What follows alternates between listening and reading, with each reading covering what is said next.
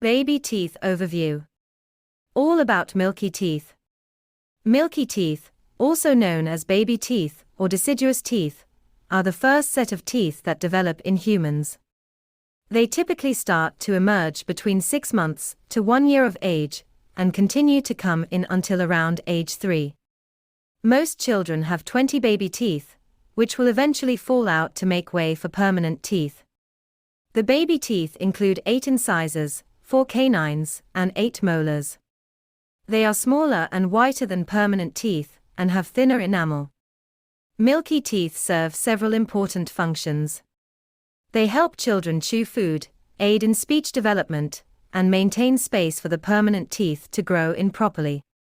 Baby teeth also contribute to the development of a child's facial structure and provide a foundation for the permanent teeth to align properly. It is essential to take care of baby teeth by regularly brushing and flossing them, as they can still be susceptible to decay and cavities. A child should visit a dentist for the first time around their first birthday, and continue with regular checkups to ensure the proper development and health of their teeth. In summary, baby teeth or milky teeth are the first set of teeth that develop in humans and play a crucial role in the development of a child's facial structure, speech, and eating habits.